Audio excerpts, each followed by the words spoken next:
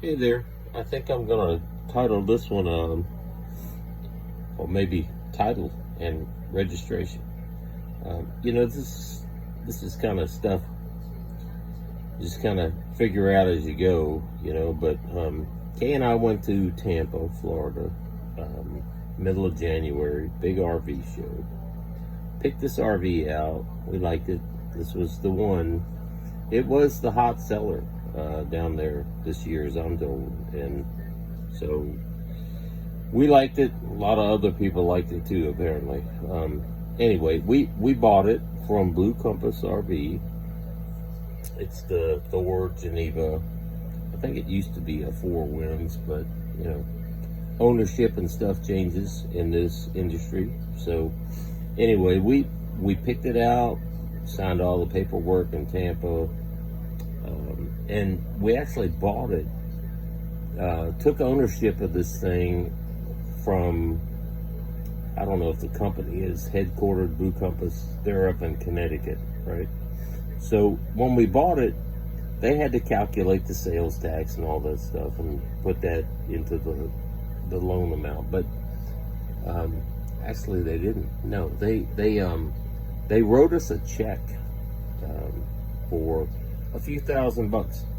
And they said, when you take this to get it registered, when you get all this signed paperwork, you pick this thing up, and get it home.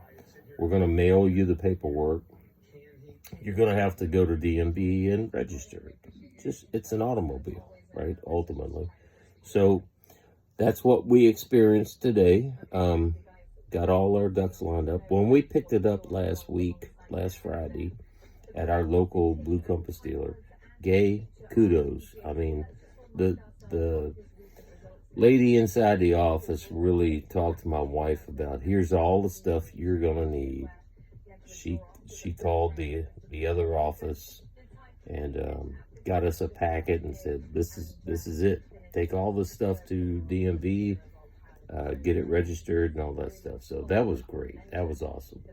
So I called the local DMV. I'm like, do I really have to drive this big freaking rig down to your DMV store? Because I don't think your parking lot's big enough. And they said, yes, if you bought it out of state, you do have to bring it in. And I know why now. At the time, I didn't. I figured it was some kind of Alabama law or whatever. But they just needed to take a picture of the VIN. That was at the end of the day, that was what it was about. So anyway, Kay and I got up. I worked most of the day. I took about an hour off. We got in the RV, drove it to the local probate office. They call that here in Alabama. Took the paperwork in, got our ticket. Only took like 30 minutes. I mean, we were in and out. But Kay had all the paperwork lined up. The lady behind the counter, she knew what she was doing. We registered this. We got a new license plate. We didn't spring for a personal one. That's my wife. I probably would have, but whatever. I'm fine with it. The one we got, I like. But anyway, I got a license plate now. This thing's registered. It's legal. I put the license plate on the back when we got home. But anyway, drove it down there, did that experience, and it's registered. And now we're back home. And I decided to move it. The place I parked it when we got home in my driveway is a whole lot more level. And I'm glad I bought that second extension cord because I needed it. But I've got power out here. I love it. This thing is perfect. I can turn it around in my driveway. I can back it in. I'm all plugged up to power and stuff. I'm registered. I got a new license plate and all that stuff. So anyway, that's kind of how that works. You got to think about that. When you buy an RV, you do have to pay taxes. And the taxes we pay are from the place where you live. So we paid Montgomery taxes on it and the registration fee, and that's not cheap. I mean, take a look at that.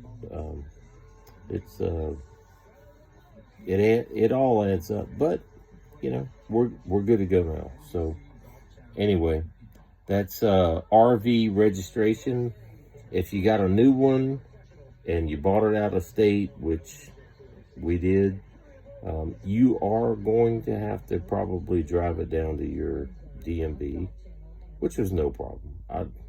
I like driving this thing. It's actually easy to drive. It's a big pickup truck to me. So maybe get a little white knuckled when I hook my Chevy Colorado up to the back of it, but no, so far so good. So anyway, we did that. You're gonna have to register your vehicle. So if it's out of state, planning on taking it in.